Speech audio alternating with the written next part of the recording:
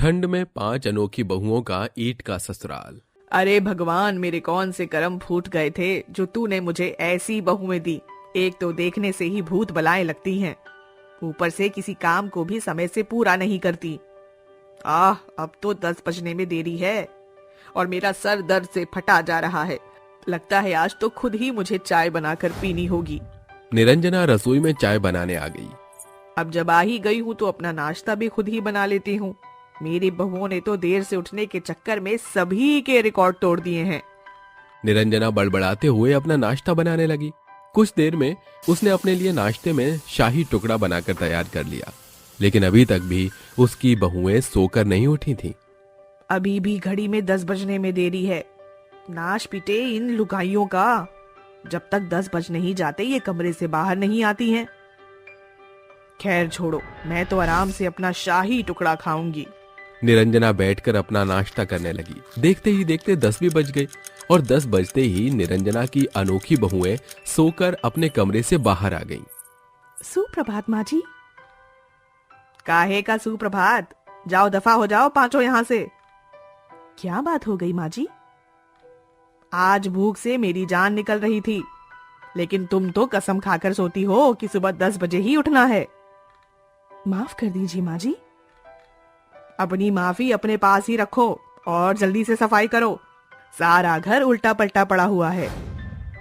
घर की चिंता आप मत कीजिए, सफाई तो बस हमारे लिए 5 मिनटों का खेल है। हाँ, अपने इन आड़े टेढ़े अंगों को चलाओ और जल्दी से सफाई करो।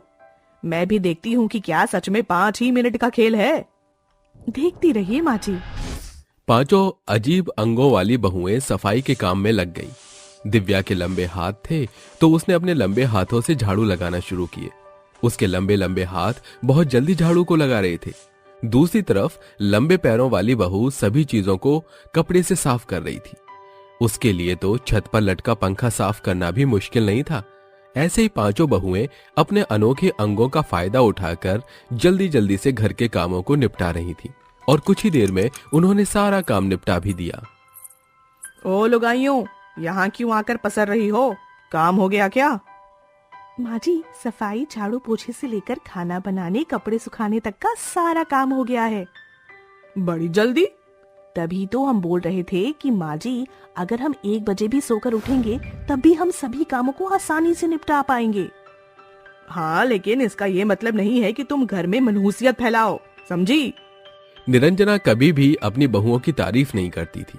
आज भी उसकी बहुओं ने काम को तो समय से निपटाया था, लेकिन फिर भी निरंजना उनसे खुश नहीं थी।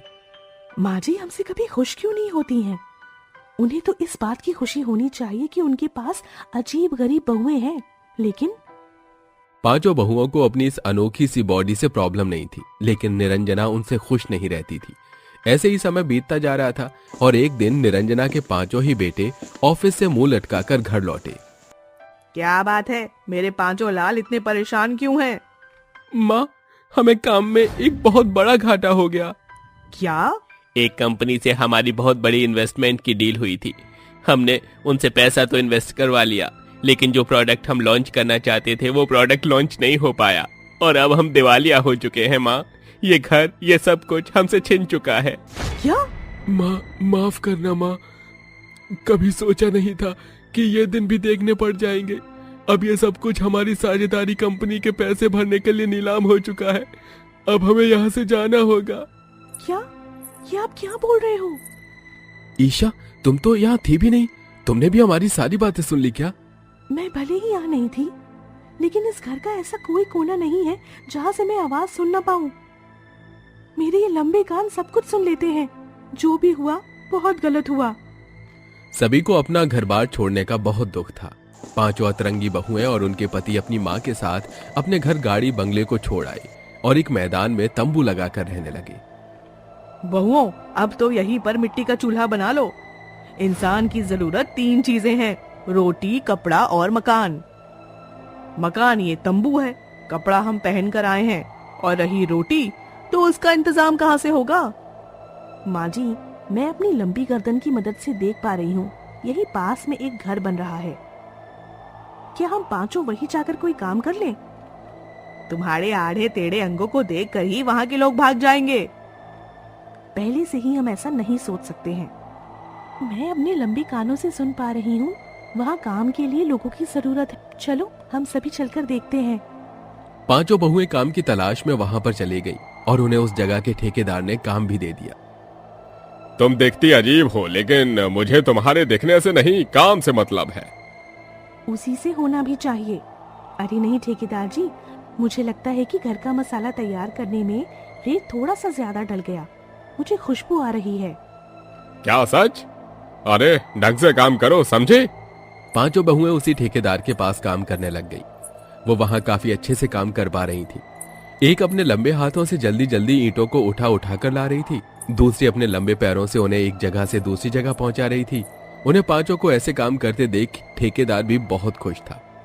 वो पांचों इसी तरह अपने परिवार का पेट भरने का भी काम करती थी और ससुराल की बाकी की जिम्मेदारियों को भी निभाती थी। ऐसे ही सिलसिला जारी था। एक दिन लंबी नाक वाली बहू के पहने से दिमाग में एक आइडिया आया। सुनो मेरी बात, मेरे मन में ना एक आइडिया आ रहा है। कैसा आइडिया? हम इतने होनहार हैं, हमारे ये अजीब अंग हमारी ताकत है, ना कि कमजोरी। माँ जी और सभी अभी तक हमें अभिशाप समझते हैं, लेकिन यही मौका है अभिशाप से खुद को वरदान साबित करने का।